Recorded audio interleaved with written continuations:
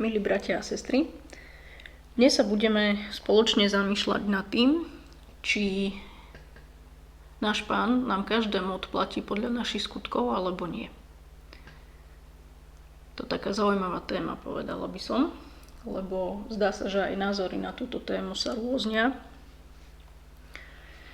Tak si to skúsme spoločne trošku bližšie priblížiť.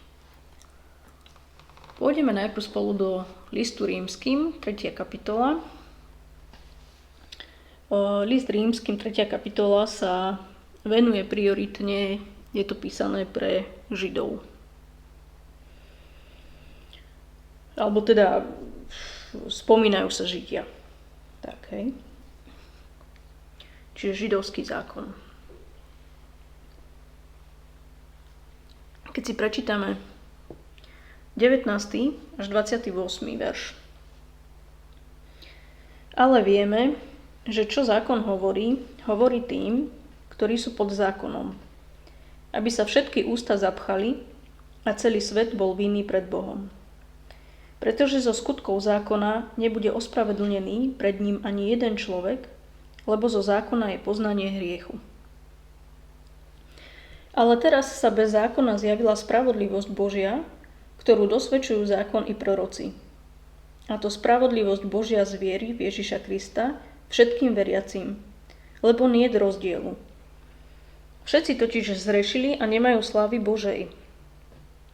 Ale ospravedlňovaní sú zadarmo z jeho milosti skrze vykúpenie v Kristovi Ježišovi, ktorého Boh dal ako prostriedok zmierenia skrze vieru v jeho krvi, aby dosvedčil svoju spravodlivosť v terajšom čase, aby on bol spravodlivý a ospravedlnil toho, kto verí v Ježiša. Kde je teda chvastanie? Je vylúčené. Akým zákonom? Zákonom skutkov. Nie je naopak zákonom viery. Lebo tak myslíme, že človek ospravedlnený býva vierou bez skutkov zákona. Lebo tak myslíme, že človek ospravedlnený býva vierou bez skutkov zákona. Alebo či je Boh len Bohom Židov a či nie aj pohanov? Áno, aj pohanov, lebo veď jeden je Boh, ktorý obrezaného ospravedlní z viery a obrezaného skrze vieru. Či teda vierou rušíme zákon? Vôbec nie. Ale platnosť zákona potvrdzujeme. Čiže prečítal som to celé až 31. verš. No, čiže poďme sa tu zamýšľať nad tým, čo je zákon. V tomto kontexte, v tomto písanom list Rímskym. Hej? Čiže zákon je, dá sa povedať, stará zmluva, čiže prikázania, ktoré dal náš Boh Mojžišovi. A tieto my veriaci kresťania, my nemusíme dodržiavať v tej forme, aká bola predpísaná Mojžišovi. Čiže v zákone, tak ako Židia v judaizme, čiže tie fyzické úkony, ktoré robia, ale dodržiavame ich. My v skutočnosti zákon dodržiavame, starú zmluvu, respektíve ich máme dodržiavať, ale vo forme, ktorú nám ukázal náš Pán Ježiš Kristus. Čiže zákon od Boha pre Židov je súbor prikázaní, učení, ktoré sú základom judaizmu. Sú zhrnuté, tuším, v 613 prikázaních micvot. A tie sa nachádzajú hlavne v Tóre. Čiže to je prvá časť Tanachu alebo Starého zákona. Čiže obsahuje desiatky prikázaní a základný vzťah Boha s Izraelitmi. A je tam spomenuté samozrejme aj vrátanie 10 Božích prikázaní. No, takže to, že list Rímskym spomína, že sme ospravedlnení skrze vieru, je samozrejme pravda. Sme ospravedlnení z hriechu pre večný život skrze vieru v Ježiša Krista. Ešte raz to zopakujem. Sme ospravedlnení z hriechu pre večný život skrze vieru v Ježiša Krista. Každý však dostane odmenu podľa svojich skutkov. Je to v platnosti, alebo nie je. Nad týmto sa ideme zamýšľať. No ja si myslím, a slovo hovorí, slovo Božie, Biblia, že to tak bude. Na čo inak, okrem iného, by náš Pán Ježiš Kristus kázal blahoslavenstva? Zopakujme si ich. Blahoslavení chudobní v duchu, lebo ich je nebeské kráľovstvo. Blahoslavení plačúci, lebo oni budú potešení. Blahoslavení tichí, lebo oni budú dedičmi zeme. Blahoslavení hladní a smední po spravodlivosti, lebo oni budú nasytení. Blahoslavení milosrdní, lebo im sa dostane milosrdenstva. Blahoslavení čistého srdca, lebo oni uvidia Boha. Blahoslavení tvorcovia pokoja, lebo oni sa budú volať Božími synmi. Blahoslavení prenasledovaní pre spravodlivosť, lebo ich je nebeské kráľovstvo. Blahoslavení ste, keď vás budú pre mňa haniť, prenasledovať a všetko zlé na vás lživo hovoriť.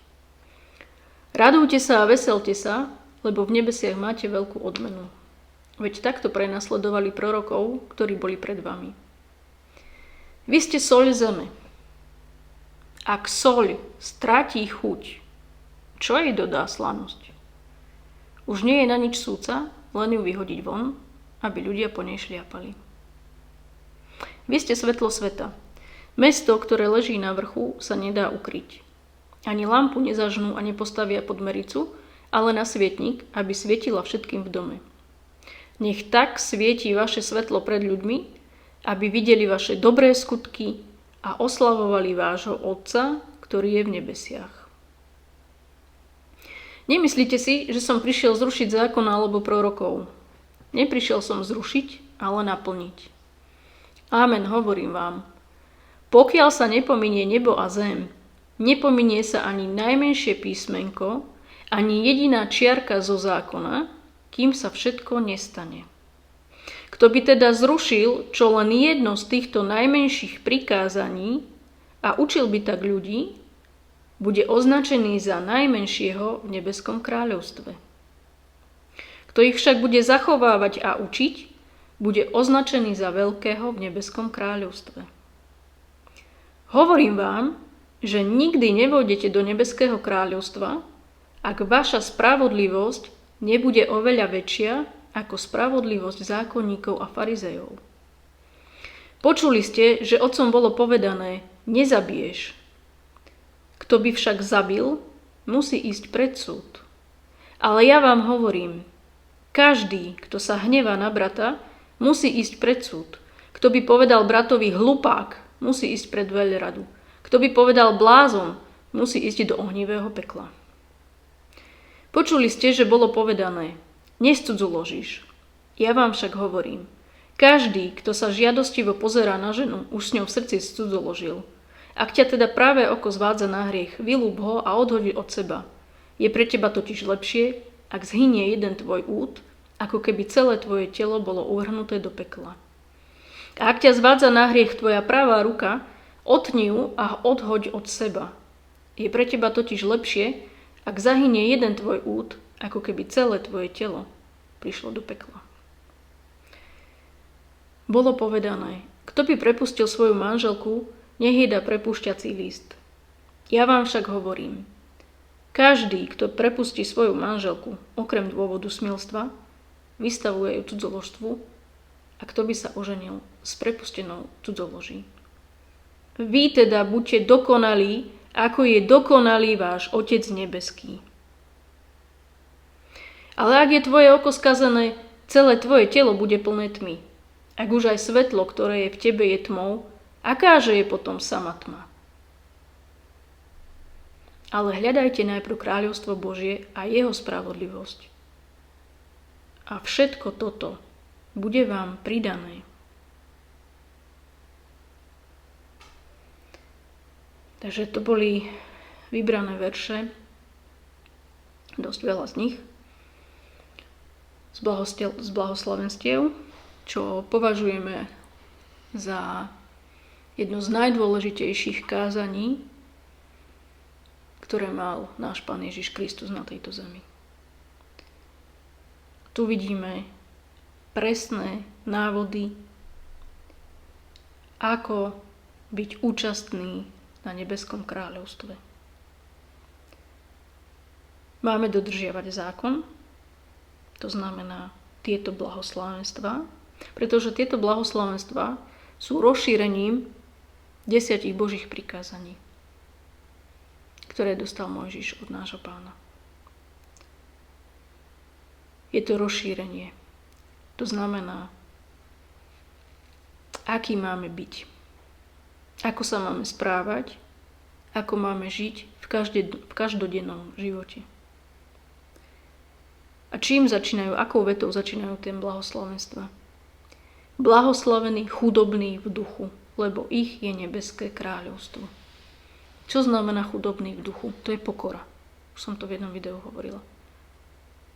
Blahoslavení chudobní v duchu, plačúci, tichí, hladní a smední po spravodlivosti, milosrdní, čistého srdca, tvorcovia pokoja, prenasledovaní pre spravodlivosť. Keď vás budú pre mňa haniť, prenasledovať a všetko zlé na vás živo hovoriť, radujte sa, veselte sa. Toto je návod, aký máme byť, aby sme boli účastní nebeského kráľovstva. Hovorí sa tu niekde o pýche srdca, o istote nebeského kráľovstva,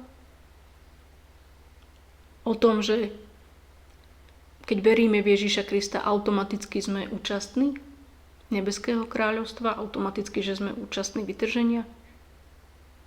Nie, absolútne nie. Tu sú podmienky dané našim Pánom, aby sme spĺňali určité morálne charakterové vlastnosti a keď ich budeme spĺňať, tak budeme účastní nebeského kráľovstva. Ale nič sa nehovorí o tom, akým spôsobom sa do nebeského kráľovstva dostaneme. Či to bude vytržením alebo smrťou.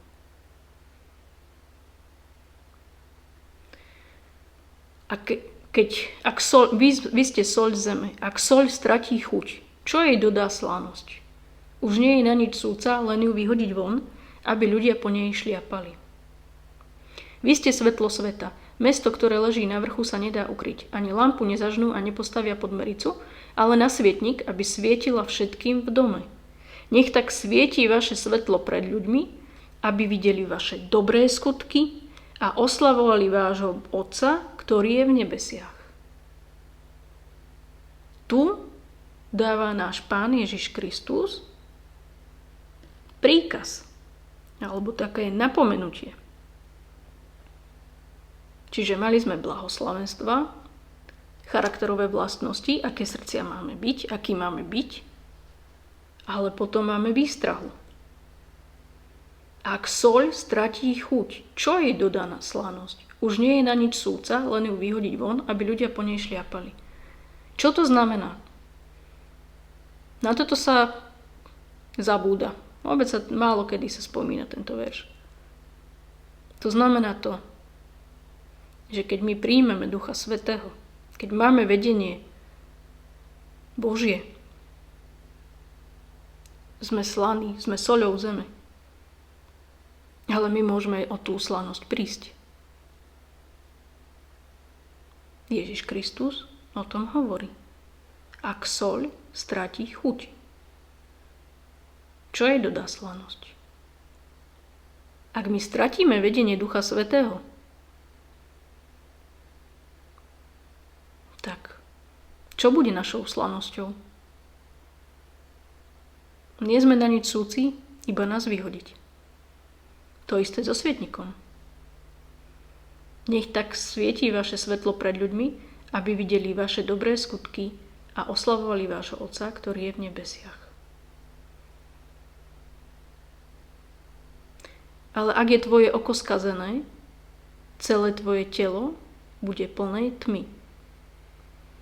Ak už aj svetlo, ktoré je v tebe, je tmou, Akáže je potom sama tma? Čo to znamená?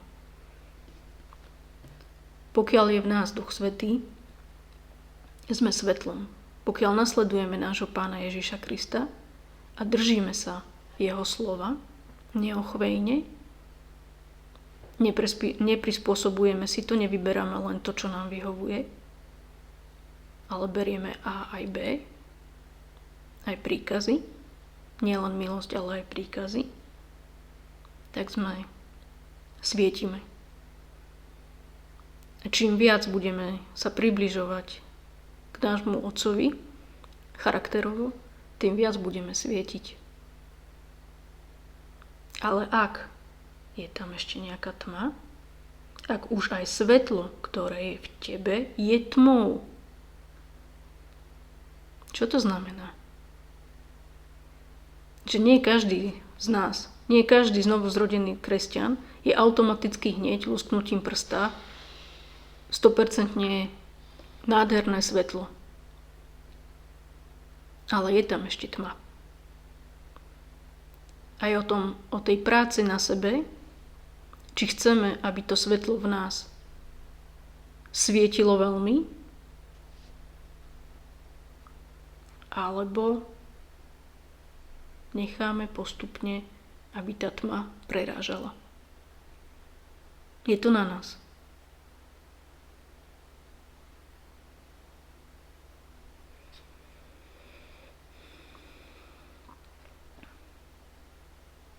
Čiže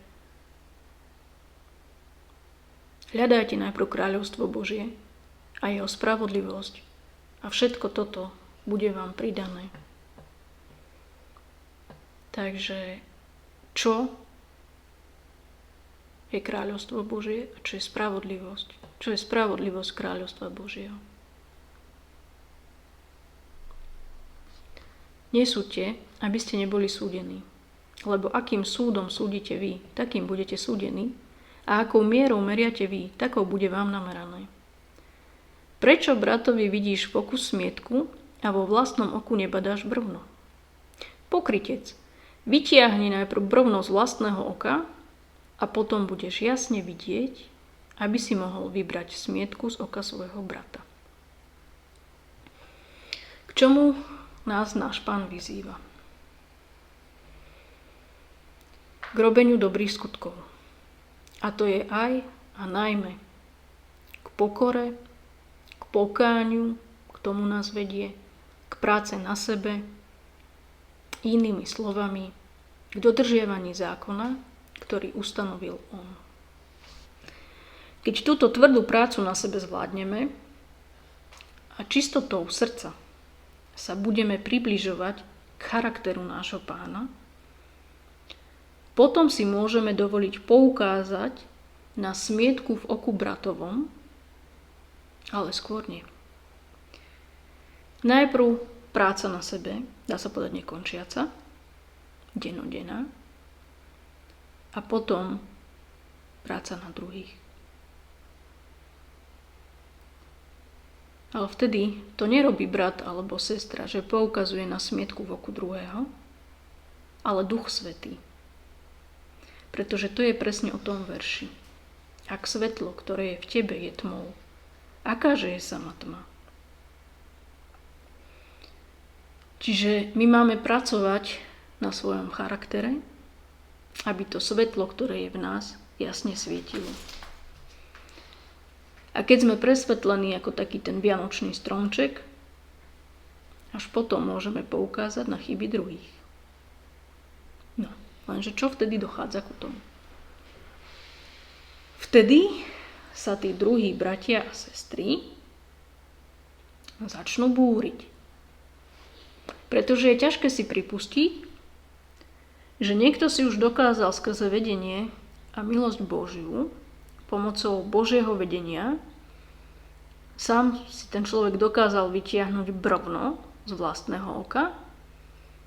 A teraz poukazuje na smietku v tom oku toho brata alebo sestry. Ale robí to preto, aby mu pomohol jasne vidieť. No, je to také ľudské. Nie je jednoduché ustať napomínanie od druhého a pripustiť, že ten druhý mi len chce dobre. Poznáme to, keď máme smietku v oku, tak cítime istý ten diskomfort. Šúchame očami, snažíme sa tú smietku si vymiesť.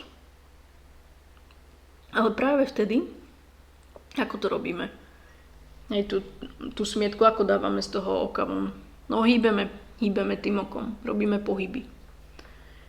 No a keď je oko nehybné, keď s ním dáko moc nehýbeme, tak môže byť, že si ani neuvedomujeme, že tú smietku v oku máme. Hej, až tak veľmi to nejakým spôsobom cítime tam možno niečo, ale nie je to až také, keď s tým čo robíme. Hej. Čiže keď je oko nehybné, tak to až tak neprekáža. A to je presne ten istý princíp. Napomenutie bratom alebo sestrou vyvolá reakciu oka a smietka vtedy začne tlačiť a robiť ten diskomfort, čo vyvolá reakciu.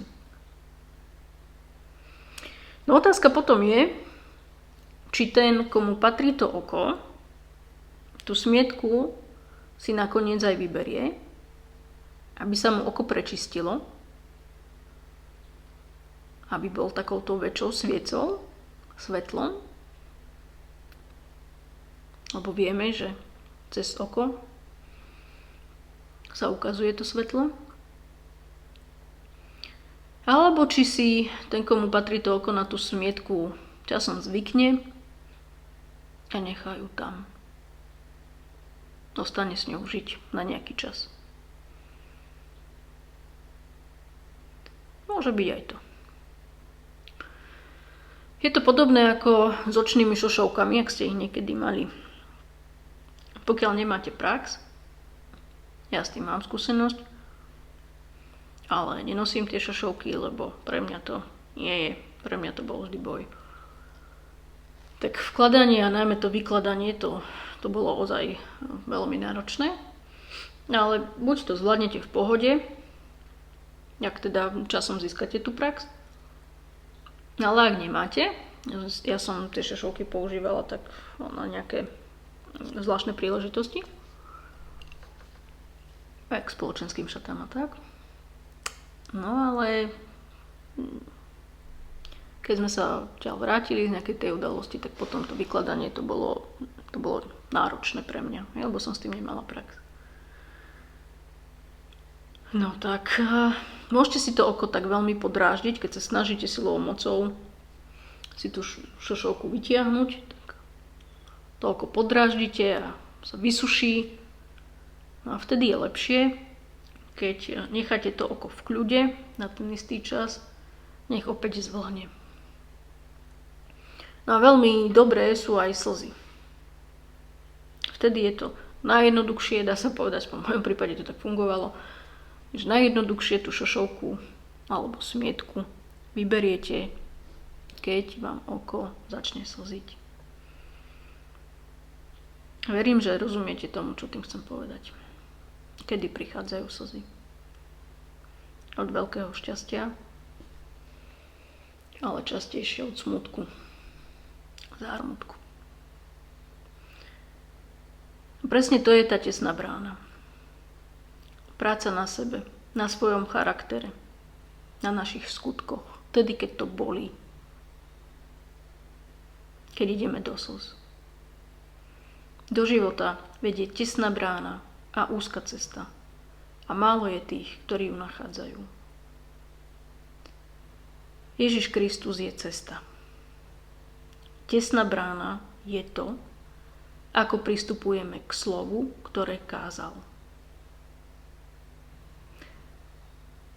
Ešte raz opakujem, Ježiš Kristus je cesta, pravda i život. Je to cesta.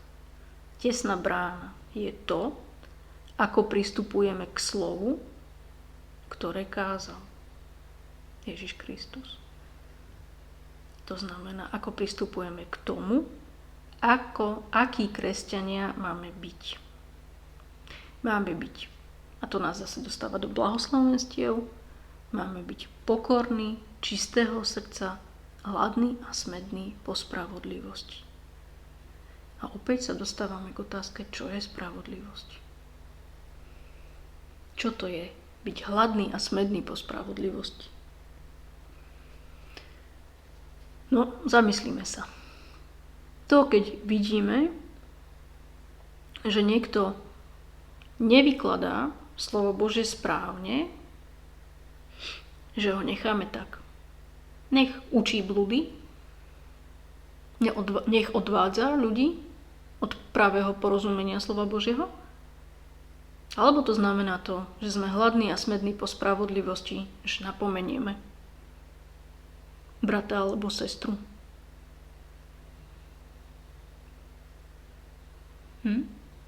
V láske samozrejme. Pretože to je tá bratská láska. Kresťanská láska. Navzájom sa napomínajte. Koľko razy je to v rôznych listoch našich apoštolov. No, lenže potom každý strom, ktorý nerodí dobré ovocie, vytnú a hodia do ohňa. Tak teda po ovoci poznáte ich.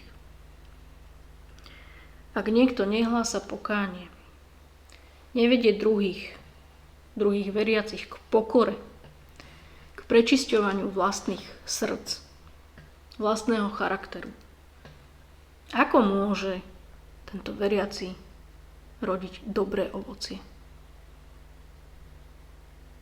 Ak nie je sám príkladom. My sme ten strom. Každý jeden z nás, znovuzrodených kresťanov. Každý jeden. Viete, ako rastie strom? Najprv rastie, ale ovocie nerodí hneď. Ako je zasiatý, ako vyrastie na určitú výšku. Podľa odrody až po pár rokoch. Takže my, kým rastieme, môžeme byť úplne super. Ale potom môže nastať istý čas, podľa toho, ako ten strom rastie, či sa začne krútiť. Na stromoch je super to,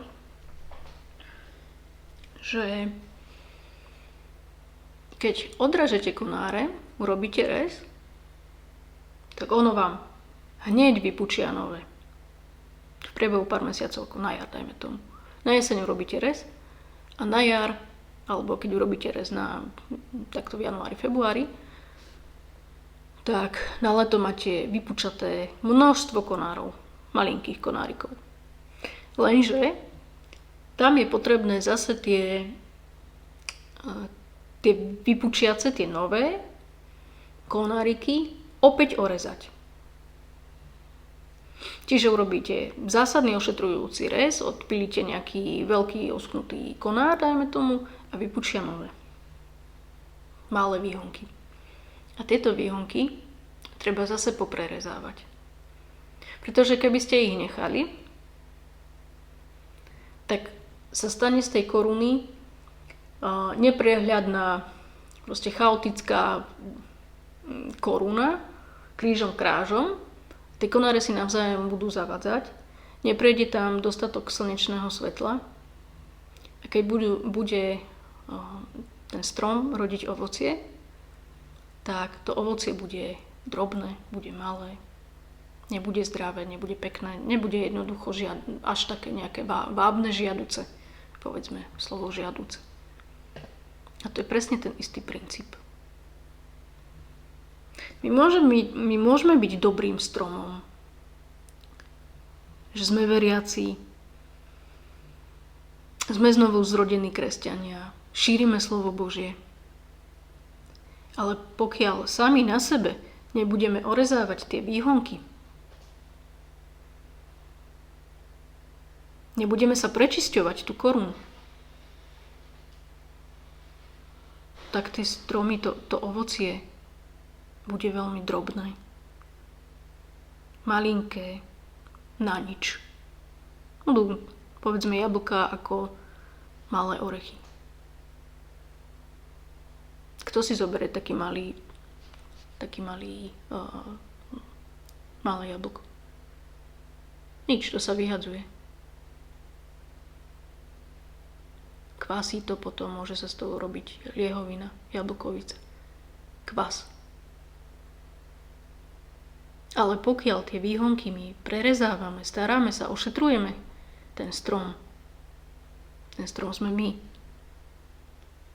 Pokiaľ orezávame tie srdcia, činíme to pokánie, tak potom budeme rodiť dobré ovocie.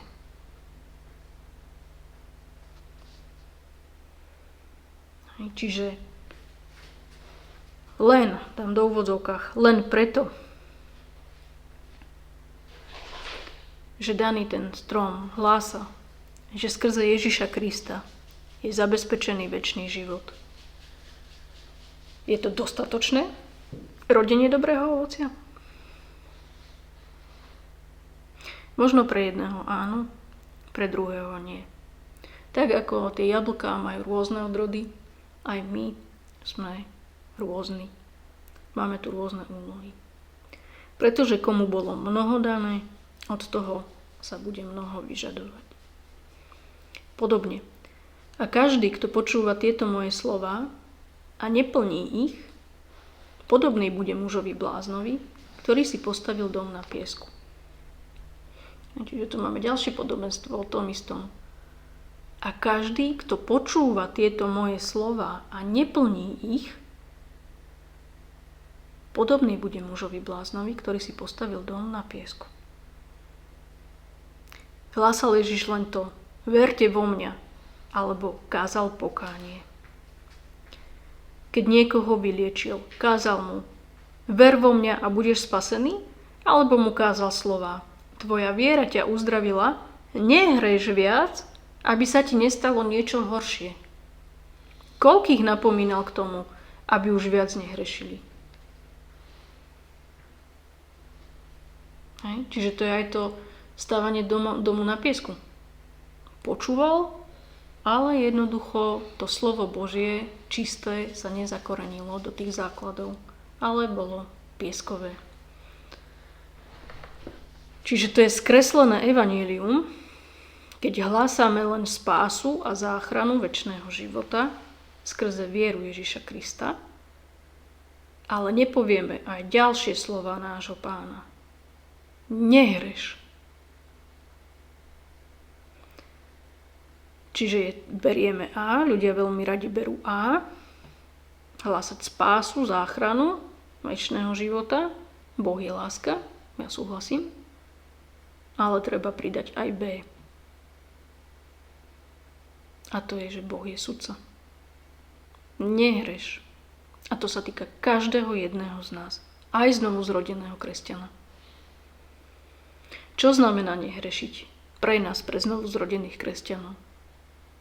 Držať sa jeho slov, zachovávať jeho slova a nevyberať len časti, ktoré sa nám hodia a ktoré lahodia našim ušiam. List Rímskym 5.1.5. A tak ospravedlnení z viery máme pokoj s Bohom skrze svojho Pána Ježiša Krista. Skrze neho dostal sa nám vierou aj prístup k milosti, v ktorej stojíme. A chválime sa nádejou slávy Božej. Nádejou slávy Božej, neistotou. No nie len to, ale sa chválime aj súženiami, lebo vieme, že súženie vedie k vytrvalosti. Vytrvalosť k osvedčenosti, osvedčenosť k nádeji. Nádej, nie istota. A nádej nezahanbuje, lebo láska Božia je nám rozliata v srdciach skrze Ducha Svätého, ktorý je nám daný. Takže opäť dostávame sa skrze milosť Božiu na odpustenie hriechov, skrze vieru v Ježiša Krista. Máme milosť a nádej slávy Božej. Nie istotu slávy Božej. Že ju my získame. Zároveň sa chválime súženiami, lebo vieme, že súženie vedie k vytrvalosti. V tom, keď budeme vytrvalí v súžení, získame osvedčenosť. Budeme prepálení ohňom, každý vo svojim ohňom. A tá osvedčenosť vedie k nádeji. Nie k istote, ale nádej. A veľmi dobre vieme, že skrze vieru nejdeme na súd, ale sme ospravedlnení.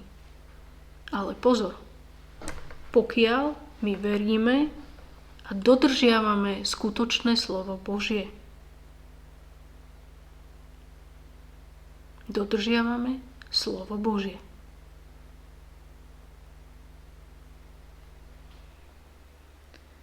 Čo je spravodlivosť Božia?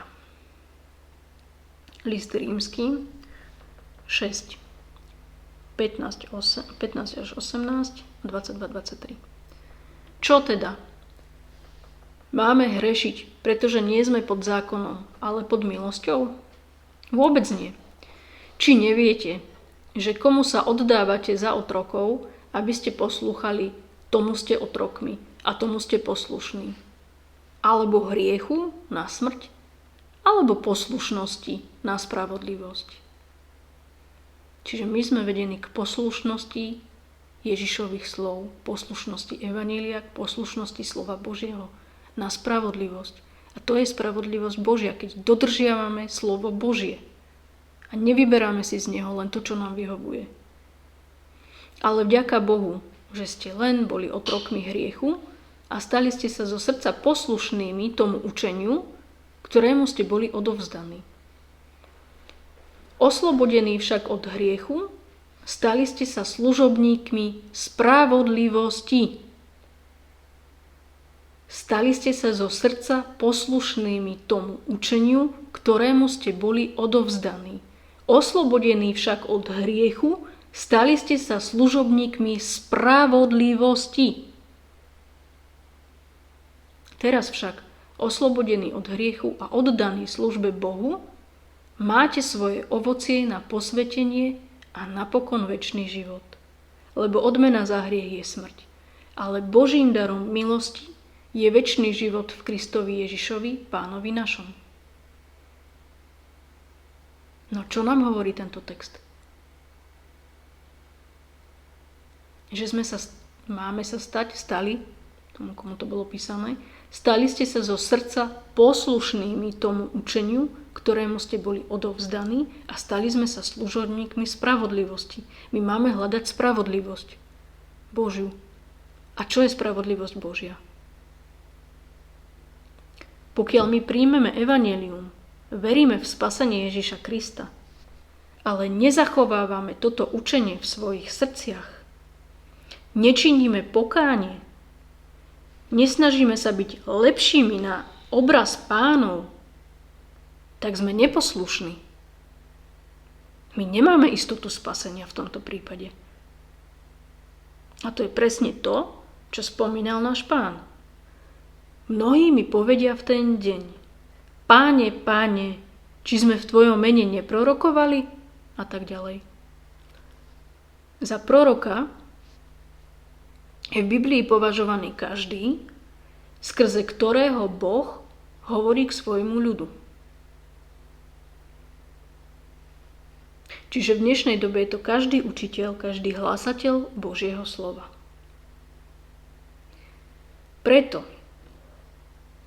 keďže im daná táto moc hlásať slovo Božie, to je výsada, to je moc, ale aj záväzok, zodpovednosť, hovoriť k iným a viesť ich v pravdivosti slova Božieho. Neodkláňať sa ani naľavo, ani napravo. A pokiaľ to robíte, že sa odkláňate a neučíte v pravdivosti slovo Božie, nekážete o tom, že nie len veriť v Ježiša Krista, ale činiť to, čo on hlásal. Konať tie skutky. Očisťovať svoje srdcia. Ísť do pokory.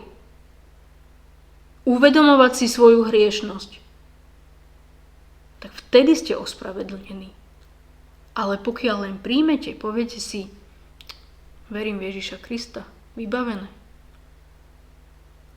Tak to je veľký výstražný trojuholník na tej ceste. Pretože to nie je tá úzka brána.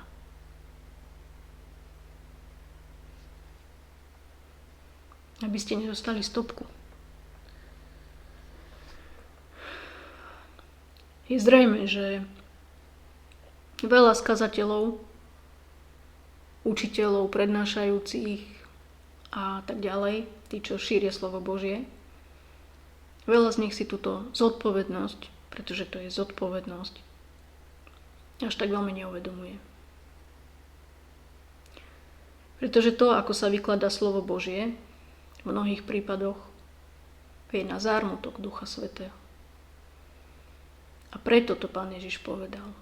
Mnohí mi v ten deň povedia, Páne, Pane. A on ich odvrhne. Mnohých. Čo to znamená? No to znamená, že sú to respektíve budú, sú to veriaci kresťania. Páne, Páne. Tí, ktorí veria v Pána Ježiša Krista, že on je cesta, pravda i život. A napriek tomu ich náš Pán odvrhne. Aj keď boli veriaci. Prečo? Ako je to možné? Však veria v Ježiša Krista, veria v spasenie, veria vo večný život. Tak prečo? Prečo ich Pán odvrhne? Keď v jeho mene prorokovali, v jeho mene vyháňali démonov, robili to pre jeho slávu, nie? V čom je problém? Prečo ich Pán odvrhne? No, pretože pre spásu nestačí len viera, ale nedržali sa v pravde jeho slova. Zľahčovali ho, ovplyvňovali tým aj negatívne aj druhých, ktorých počúvali. Lebo ich neviedli k pravde, k pokáňu.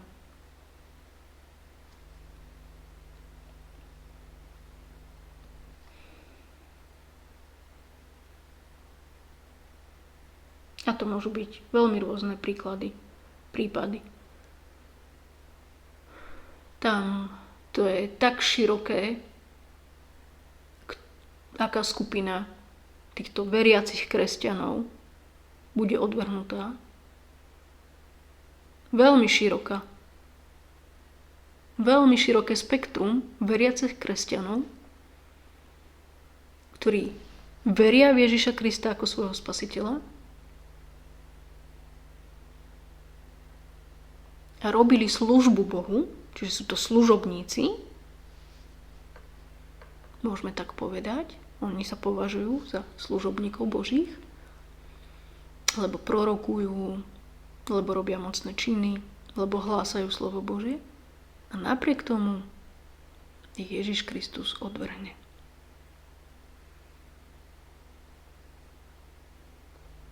A tak každý, kto počúva tieto moje slova a plní ich, bude sa podobať múdremu mužovi, ktorý si postavil dom na skale. No každý, kto počúva tieto moje slova a neplní ich, bude sa podobať na hlúpeho muža, ktorý si postavil dom na piesku. Presne toto podobenstvo dal náš Pán v súvislosti s podobenstvami.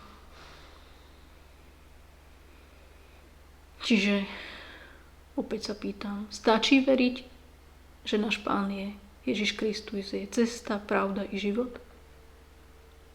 Áno, stačí, ale zároveň aj nestačí. Pokiaľ sa táto viera neprejavuje v našom každodennom živote a očisťovaní nášho srdca. Keď si len povieme, verím v Ježiša Krista, hlásam jeho evanjelium, budem spasený. Veľký, veľký pozor. Pretože takéto uspokojenie samého seba nevedie k pokore, ale pýche. A to je už len krok od veľkých problémov pred Pánom.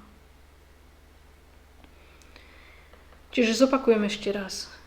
My nie sme pod zákonom Mojžiša, ale pod zákonom Ježiša Krista.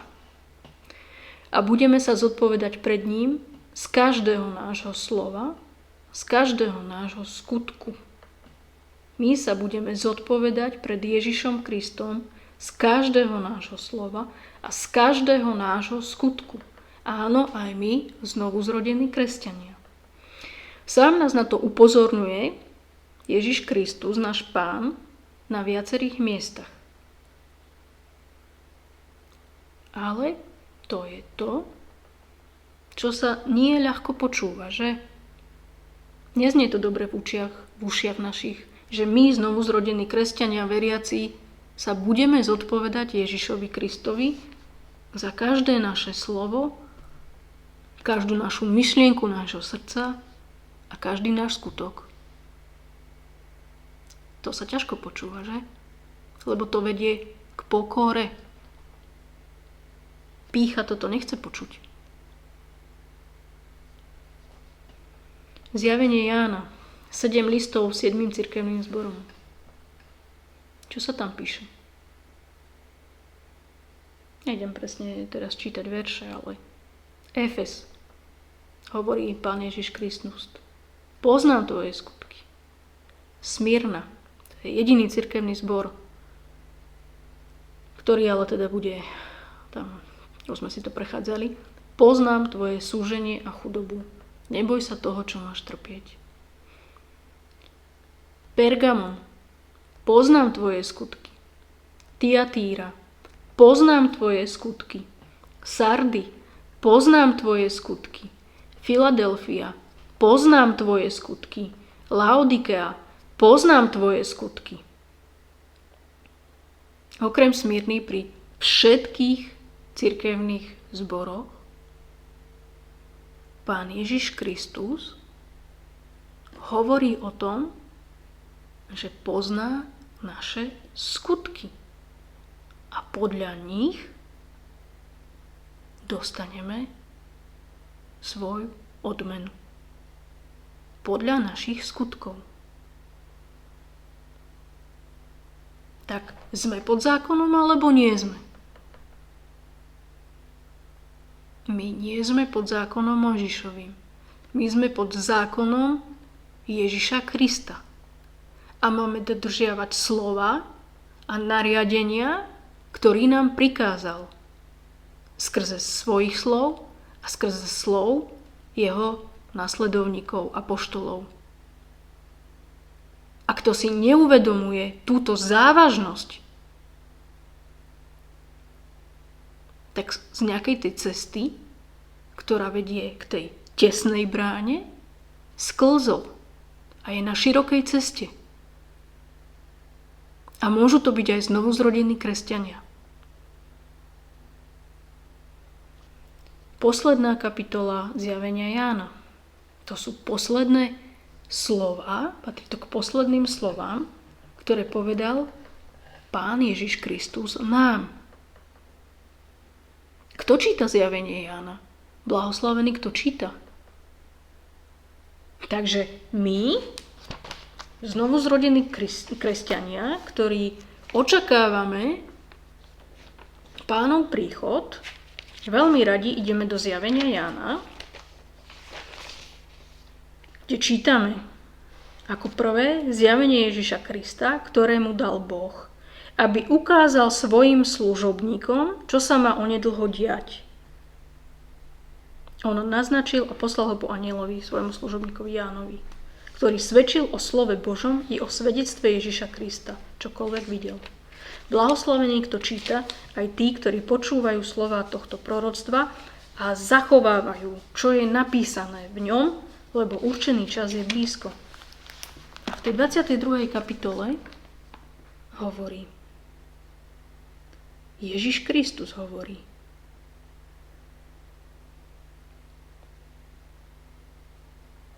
Kto pácha neprávosť, nech ju pácha ďalej. Kto je špinavý, nech sa špiní ďalej. Ale kto koná spravodlivosť, nech ju koná ďalej. A kto je svätý, nech sa posväcuje ďalej. To sú výzvy ku tomu, aby sme boli spravodliví a nech sa posväcujeme, nech sme svätí. To znamená, že verím v Ježiša Krista, on je môj spasiteľ, bodka? Nie. To je činenie pokánia. Približovanie sa byť na obraz Boží. Aj hľa, prídem skoro a moja odplata je so mnou, aby som odplatil každému podľa jeho skutkov. Každému podľa jeho skutkov. Každému znamená každému. Každému aj veriacemu. Ak toto niekto spochybňuje, že sa to netýka každého, len tých, ktorí nie sú znovuzrodení kresťania,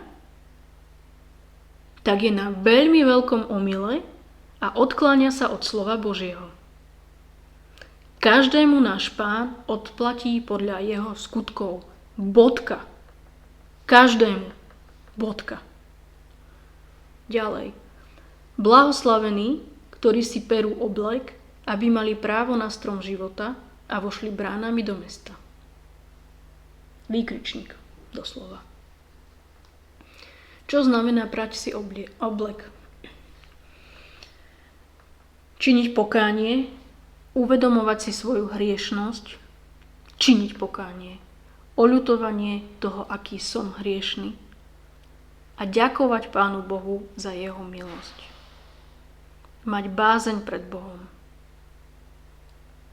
Kto si však vyberá len A neberie B, čiže vyberá si len milosť, lásku Božiu a spasenie a nevyberá si aj B dobrovoľne, čiže zdokonaľovanie charakteru na obraz Boží, konanie skutkov podľa Božej vôle, ten nemá dostatočnú bázeň pred Bohom a nemôže si tak dostatočne prať oblek, aby mal právo na strom života a vojsť bránami do mesta.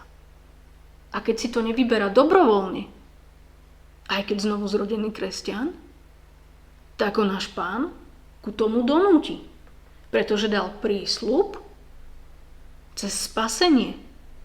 Viera v Ježiša Krista je spasenie pre večný život. Lenže na to, aby sme ho dosiahli, my musíme mať určité charakterové vlastnosti. A pokiaľ my nerobíme veci dobrovoľne, ak dobrovoľne si neprečistujeme tie srdcia, nečiníme pokánie, nedržíme sa tých napomenutí, ktoré náš Pán dal, no, tak to pôjde po zlom. A preto sú tie súženia, trápenia v zjavení Jána. Boží hnev z milosti Božej pre nás, veriacich, znovu zrodených kresťanov, veriacich v Ježiša Krista. Pretože je tu veľký trend neísť cestou pokory, prečisťovania charakteru, ale iba brania toho A, iba tej milosti, iba tej lásky Božej. Ale chrám Boží, Boh je na jednej strane, má stĺp lásky, ale na druhej strane je spravodlivosť. A Ježiš Kristus je nám príkladom pokory, obetavosti, zobrať na seba svoj kríž. A ten charakter zdokonalovať. Či to bol Ježiš Kristus, či to boli apoštoli. Prečo sa tomu tak veriaci v dnešnej dobe bránia? Prečo sa bránia myšlienke, že majú trpieť? Veď Boh neušetril vlastného syna. Ako trpel Ježiš Kristus veľmi? Stále si myslíte, že nás ochráni pred skúškami zo zjavenia Jána? On nás ochráni pred nepriateľom. Posilňuje, povzbudzuje nás. Pretože Boží hnev sa dokončuje 7 pliagami. Čiže on nás pred ním ochráni. Áno, ochráni nás. Do určitej miery. A ochráni nás v tom, že budeme mať ten charakter prepálený ohňom. Čo znamená prepáliť ohňom charakter? Keď je zlato. Kovy, keď sú. Už len sklo. Ak máte krb alebo kachle. Keď je tam popol, keď to sklo sa znečistí, stmavne, viete, ako sa veľmi dobre čistí sklo? Ja to síce tak nerobím. Švagr to tak robí. Normálne si zoberiete popol a popolom vyčistíte to sklo.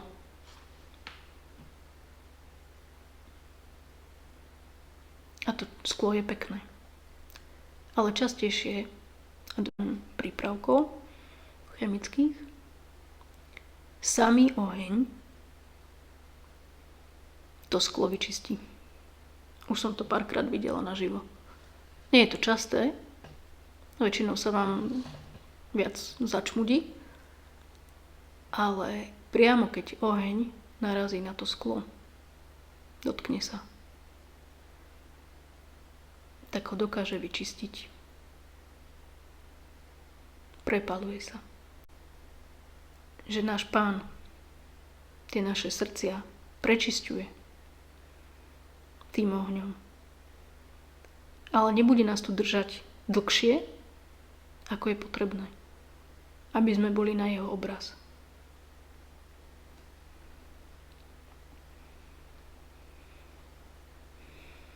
Čiže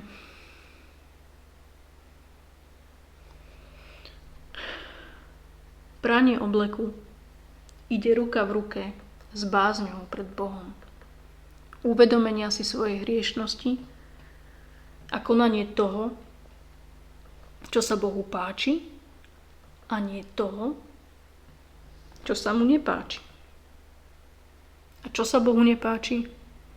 A veľmi častá je to najmä pýcha znovu zrodených kresťanov.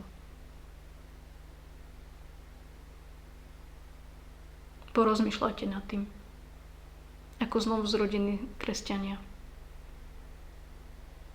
Čo je vo vašom srdci? Bázaň pred Hospodinom, pokora? Poslúchate? Beriete A aj B? Alebo beriete iba tú milosť? Konajme preto dobré skutky.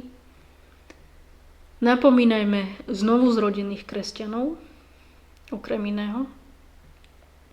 Ak Duch Svätý, ktorý pôsobí vo nás, ich usvedčuje. Ako inak má usvedčovať Duch Svätý?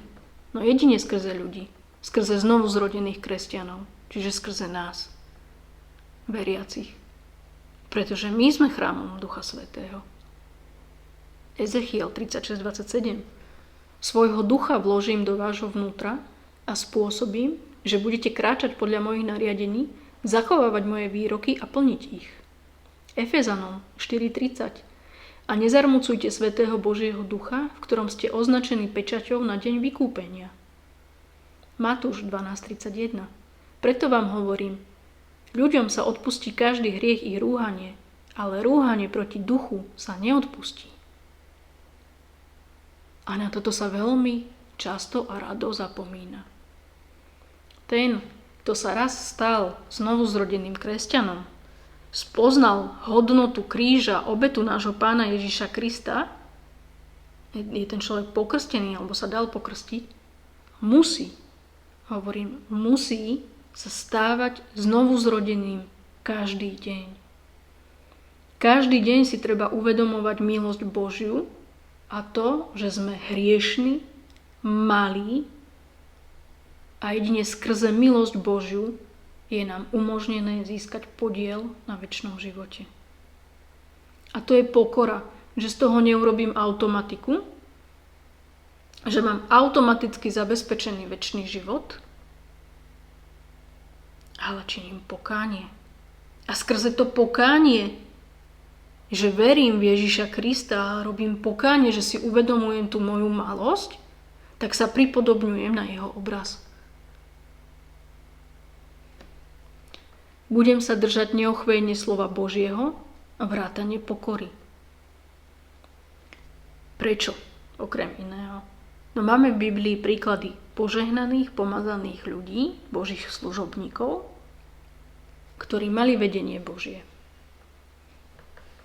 No, ale nakoniec ich príbeh neskončil slávne. To sú veľmi závažné, veľmi výstražné príklady. No a určite vás hneď napadne minimálne dvaja. Králi Saul, Šalamún.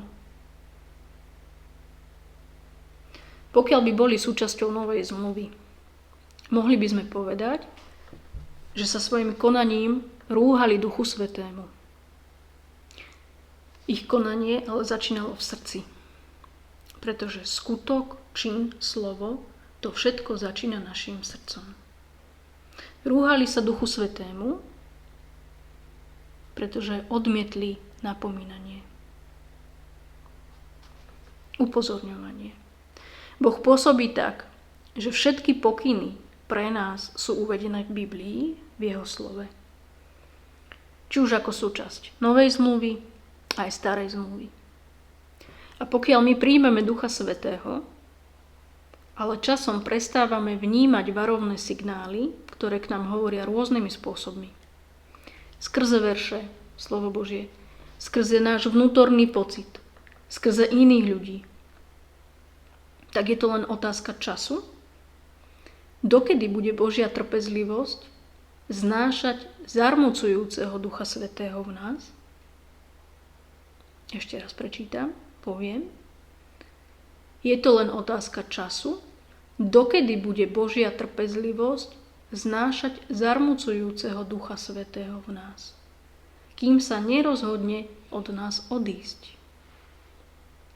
A toto je stav, ktorý je alarmujúci a je našou bratskou a sestierskou povinnosťou, keď vidíme, že sa niekto rúti do záhuby, na to poukázať, pretože nás k tomu vedie Duch Svätý. A pokiaľ toto niekto nechápe, nech sa pozrie do zrkadla, či si v oku nenájde smietku. Pretože nie je to pre hriech, ale pre spasenie. Je to pre večný život a slávu Božiu. Čiňme vôľu nášho Otca nebeského, pretože sa modlíme. Posväť sa Tvoje meno. Príď kráľovstvo Tvoje. Buď vôľa Tvoja, ako v nebi, tak i na zemi. A nie je vôľou nášho nebeského Otca, aby sme my, jeho deti, boli na jeho obraz? Amen.